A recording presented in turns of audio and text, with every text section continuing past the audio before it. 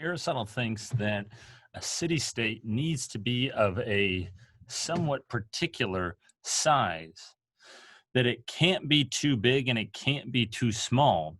And if a city-state, a political community, either is too small or too big, if it oversteps those boundaries, it won't be able to uh, perform its function well. It won't be able to do what it's supposed to do very well. It'll be defective as a political community precisely because of its size, because it's either too small or too big. So let's look at both of those really quickly in turn.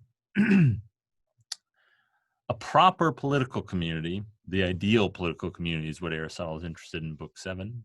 Proper political community can't be too small. And we've already seen why. This is what we already saw why in the genealogy of the city-state from book 1, chapter 2 of the Politics. What Aristotle mentions here in book 7, chapter 4, is that if the city-state is too small, it's not going to be self-sufficient. And we saw Aristotle say the same thing when he was talking about these kinds of communities that existed prior to the city-state. The household, the village, those communities aren't self-sufficient in contrast to the city-state, which is. What does he mean by that? Self-sufficient? A household can't supply you with the things you need in order to live well. A village can't supply you with the things you need in order to live well. Self-sufficient for living well, sufficient for living well. That's really what he means. It's only once you get to the size of a city-state that you have a community that's of sufficient size to enable you to live well, right? So villages and households aren't sufficient for that. And we talked about why. In a village, there isn't sufficient, take a household, there isn't sufficient economic specialization, as we might call it today, to produce enough to give you leisure time at all. In a household, you spend 18 hours a day staving off death, making sure you don't die of hunger and starvation and exposure to elements and so on. That's not sufficient for living a good life. Yeah, it's barely sufficient for living a life, let alone right? So it's certainly not a good one. And same thing with a household. There's a bit more leisure time in a village. There's a bit more leisure time when you're living in a village, but it's not adequate for living well. It's not adequate for example, engaging in the life of the mind. In a village, you still have to spend far too much of your time seeing to your daily needs, your everyday needs, as Aristotle calls them. And so it's not sufficient. It's only once you get to the level of a city-state that you have sufficient specialization and the kind of corresponding rise in productivity to enable people to only work, say, 8 hours a day. Well, they worked longer than that anyways back then, but only work 12 hours a day, to have some leisure time, to have a class of people who don't need to be out in the mines, or they had silver mines in Athens, to be out in the mines all day or whatever, right? People who can devote themselves to religious exercises, I think, is one of the examples Aristotle uses, or to the life of the mind, to philosophy, to science, to math, right? Only in a city-state do you have enough specialization and productivity for that. So your community can't be too small. Otherwise, it's not going to be able to do what a city-state is supposed to do, what a political community is supposed to do, namely enable the people to live well. It's got to be of a certain size. But it also can't be too big. If it gets too big, it becomes what Aristotle calls a nation. And he thinks of the Persian Empire, which existed contemporaneously with Aristotle. He thinks of that as a nation. So it wasn't, Athens, Sparta, Megara, Corinth. Those were all city-states. They were all cities, and they were the state, right? So these kind of communities, little communities, yeah? The Persian Empire, by contrast, was this huge, sprawling empire, right? He calls that a nation. He thinks it's too big. And the reason he thinks that a nation isn't really an adequate political community or can't be an ideal political community, it's not a proper political community, is because it's too big and it's hard to organize a large number of things. And what a constitution is an organization of the citizens, right? And so he says it's hard for something like a nation to have a constitution, to have some sort of order or organization, right? And if it can't be ordered or organized, it can't perform its task well, right? So it's hard to like kind of keep tabs on all the people when you got millions of people. It's hard to organize them, order them. And if you can't order and organize the people, you're not really going to the political community is not going to be able to perform its task or function. It's not going to help enable all of the people to live well. That's his idea. People, at this level, the way you can think about this, people are just going to fall through the cracks, right? That's kind of the sense that he's getting at here. When you have so many people, people are going to become anonymous. People are going to kind of become unknown to each other. And that's going to allow for people to fall through the cracks. Those people falling through the cracks, so to speak, being left behind by the political community, right? The political community is failing in its task in as much as it doesn't help them be happy, in as much as it doesn't help them flourish, live a good life, engage in virtuous rational activity.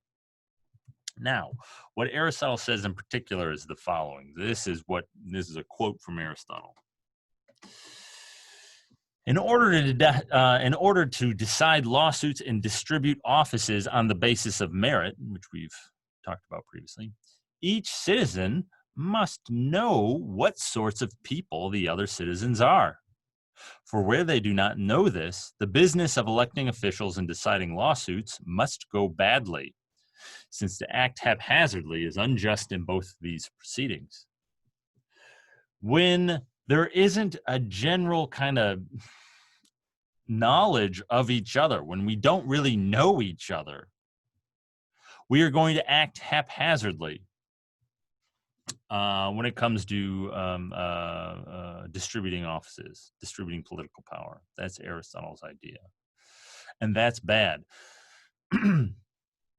It's unjust to act haphazardly like that, right? To elect someone to office when you don't really know them and you don't really know their character. That's acting haphazardly. That's unjust, according to Aristotle. And I think we can spell out the sense when it's in which it's unjust. In the first place, it's unjust to the deserving people who are passed over, right? So if we elect people without really knowing who they are and what their character is like, which he thinks is inevitable when you get to a larger political community, when you get to something like a nation, right? So if you elect people and you don't really know their character, you don't really know what they're like, and you don't really know anybody who knows them, you're going to act haphazardly in your election of people. And when you do that, when you're acting haphazardly in your distribution of offices, you're going to elect people who are not very good, who don't have very good characters, who are vicious in any number of ways. Well, that's unjust. It's unjust in the first place to the virtuous people who are passed over, right?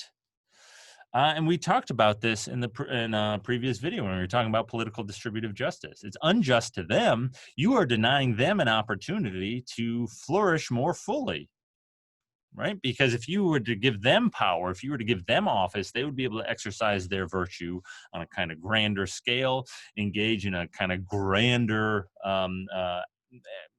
virtuous activity. That'd be good for them. They'd be happy. They'd flourish. And so you're being unjust to those people because you're denying them that opportunity. But more importantly, you're being unjust by acting haphazardly like this and just electing people because they smile good or whatever. You're acting detrimentally to the common good, to the political community, because you're electing people into office who aren't going to be, who don't know how to inculcate virtues among the people. And so you're electing people into office, giving people power who don't really know how to help people flourish because they don't know how to flourish themselves because they lack the virtues, right? That's unjust. That's detrimental to the common good, the good of the political community, which is the flourishing of all the citizens, right? And so I think that's what Aristotle is getting at here, right? This is why it's bad for a city state to get too big. It's going to be inimical, or for a political community to get too big. It's inimical to the common good. We're not going to we're not, when the political community gets too big, it's going to be unable to elect rulers or political leaders who will actually see to the common good of the people. That's what Aristotle seems to be indicating here. He doesn't mention this, but very quickly, another limit that I think he very well could have mentioned could be drawn from political friendship, the idea of political friendship. When he discusses political friendship, he says something about how people within a political community are concerned with each other's virtues, right?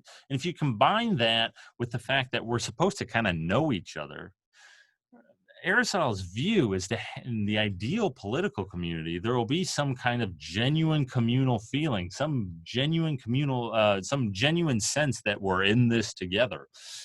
And so you're going to care about the character of those people. You're going to know them and you're going to care about their character.